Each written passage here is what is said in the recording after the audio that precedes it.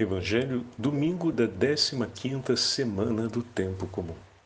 O Senhor esteja convosco, Ele está no meio de nós. Proclamação do Evangelho de Jesus Cristo, segundo São Marcos.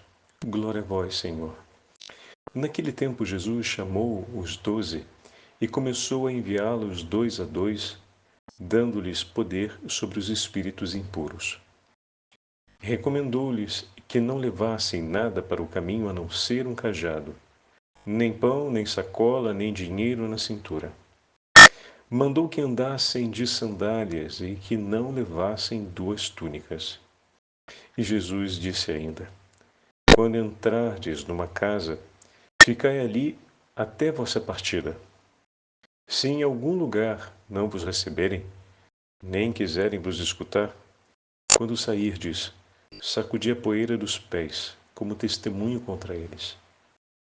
Então os 12 partiram e pregaram que todos se convertessem. Expulsavam muitos demônios e curavam numerosos doentes, ungindo-os com óleo. Palavra da salvação. Glória a vós, Senhor. Domingo da 15ª semana do Tempo Comum, em nome do Pai, do Filho e do Espírito Santo. Amém. Queridos irmãos e irmãs, a Santa Liturgia nos dá a graça de retomarmos o 6º capítulo do Evangelho de São Marcos. No domingo passado, estávamos com Jesus na cidade de Nazaré. Dizia o texto: naquele tempo Jesus dirigiu-se à sua terra e os discípulos o acompanharam. E ali se deu o episódio em que o povo da cidade de Nazaré ficava perplexo diante daquilo que o Senhor realizava, não conseguindo compreender em Jesus os sinais da presença de Deus. Hoje, no Evangelho, o Senhor envia seus discípulos, os 12, 2 a 2, investindo-os ou revestindo-os com a sua própria autoridade, a fim de que eles anunciem a boa nova do reino dos céus, curem os enfermos e expulsem os demônios.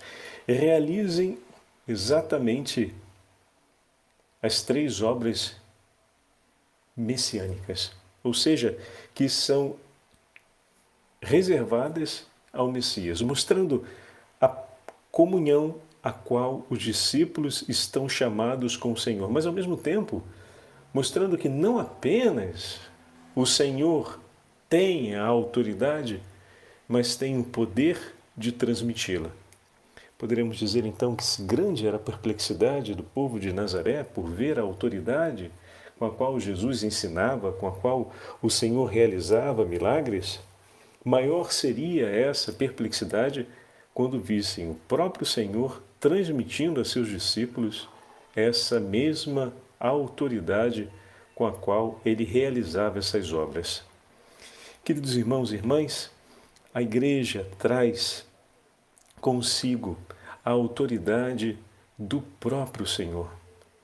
Cada vez que um sacerdote, cada vez que um religioso segue na sua vocação ao cumprimento do mandato que o Senhor lhe entregou, maravilhas acontecem. O mesmo em relação aos batizados, salva a devida proporção e condição. Então, também os sacerdotes, eles são enviados para cumprir a missão do Senhor, para submeter as forças inimigas, para curar os enfermos e para anunciar a boa nova do reino dos céus. Em uma palavra, são enviados para entregar a vida em sacrifício, em comunhão com o Senhor. Vai ser cumprindo a missão que é do Senhor que os discípulos irão revelar ao mundo a comunhão com Ele. O Senhor os revestiu com a autoridade e eles vão em missão cumprir aquilo que o Senhor lhes ordenou, e é nesse cumprimento que se testemunhará ao mundo a comunhão entre eles. Pois o Senhor pode entregar a qualquer homem o poder e a autoridade, delegar o poder e a autoridade, melhor dizendo, que lhe é própria. Porém, o mundo saberá que os seus discípulos estão unidos a ele quando estes cumprirem a sua palavra, a sua vontade. Então é no exercício de obediência e de cumprimento ao mandato do Senhor que os discípulos serão conhecidos como seus discípulos. Ali se dará a compreensão, e não apenas a compreensão, mas o testemunho da perfeita comunhão com o Senhor. Veja, meus irmãos, muitas vezes sobre o sacerdócio, sobre a nossa vida batismal, parece que existe um estranho contentamento de ser ou de ter.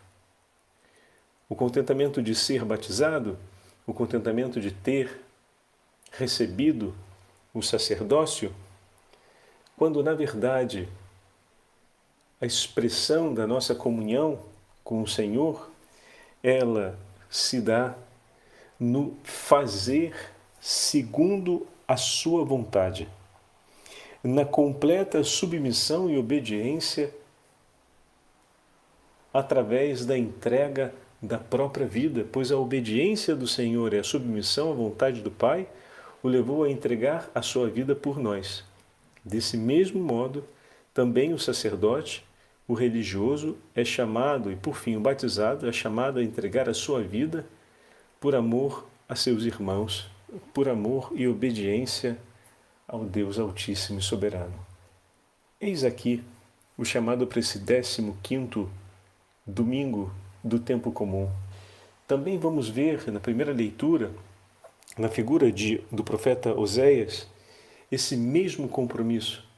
E depois, São Paulo vai nos falar ainda, na segunda leitura, na carta aos Efésios, o canto de glória ao Pai por Jesus Cristo, por todas as bênçãos espirituais que nos foram entregues, mas, sobretudo, por permanecermos unidos a Ele, unidos com Ele, por toda a nossa vida. Abraçamos a fé e fomos marcados com o Espírito Santo, o Espírito que foi prometido, assim vai dizer São Paulo, e Ele é o penhor da nossa herança, para a redenção do povo que Deus adquiriu para o louvor de sua glória.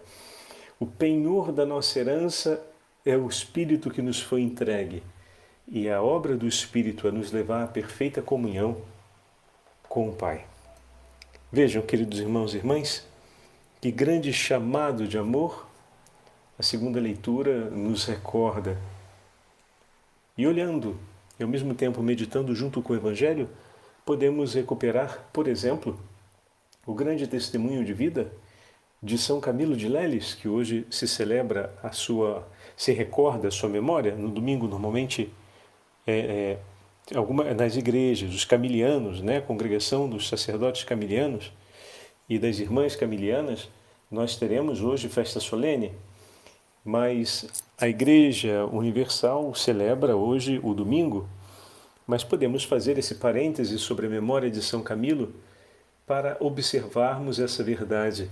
Aquele que foi sendo pouco a pouco alcançado por Cristo e quando finalmente pôde na sua vida compreender através do testemunho de seus irmãos cristãos, através do testemunho da congregação religiosa que o recebeu no momento de sua convalescência física, ele pôde, através daquele testemunho, recolher no seu coração uma decisão, um conteúdo que o levasse a uma profunda decisão de entregar a sua vida por Jesus.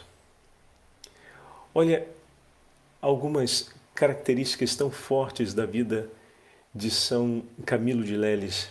Uma delas é que o Senhor fez com que São Filippo Neri passasse pela sua vida. O ano de 1575 é o ano em que São Filippo Neri intercede para que a Igreja Santíssima Anunciata, onde hoje eu estou em Roma, passasse a uma das igrejas indulgenciárias da história.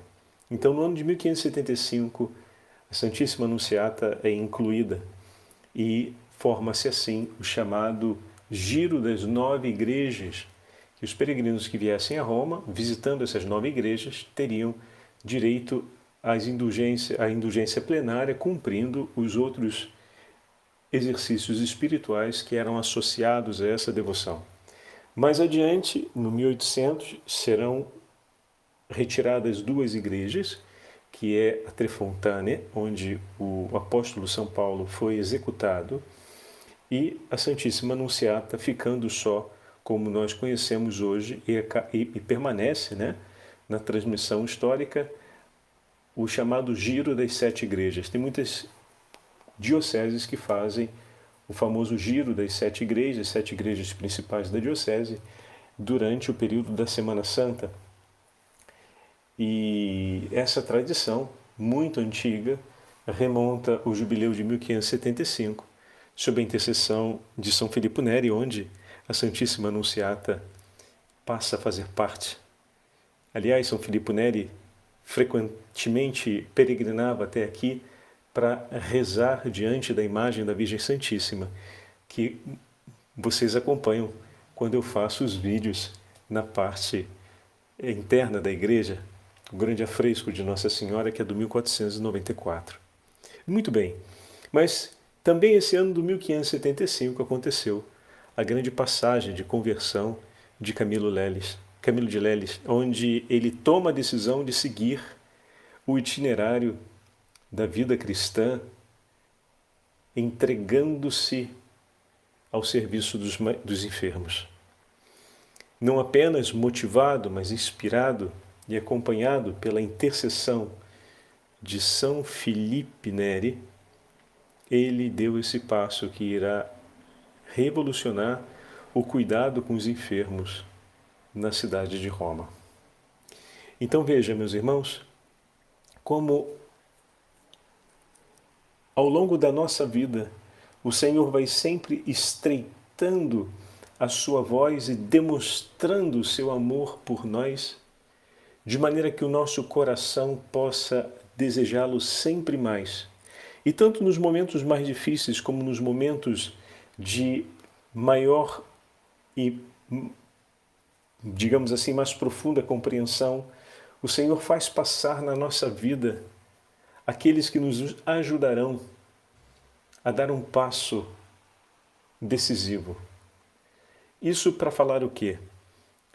Muitas vezes lemos o texto de hoje pensando apenas numa parte da história. Os discípulos que obedecem e que seguem o mandato do Senhor e vão 2 a 2 a anunciar o seu nome. Então, a primeira parte da nossa meditação foi orientada para isso. Mas existe a outra dimensão dessa experiência. Aquelas pessoas que se encontram nas garras do demônio, aquelas pessoas que se encontram sofrendo em suas enfermidades, aqueles que se encontram desorientados e perdidos, que recebem a visita dos apóstolos e que naquele momento serão alcançados pela graça de Deus e um momento decisivo na vida deles acontece. Assim como São Filippo Neri foi colocado na vida de São Camilo de Leles para ajudá-lo a tomar aquela decisão que iria revolucionar a sua vida e também a história de Roma, naquele momento, em relação aos hospitais.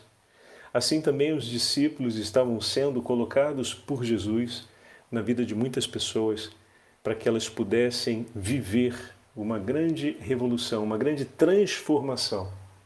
Aquela de sair da escravidão do inimigo infernal para a liberdade dos filhos de Deus.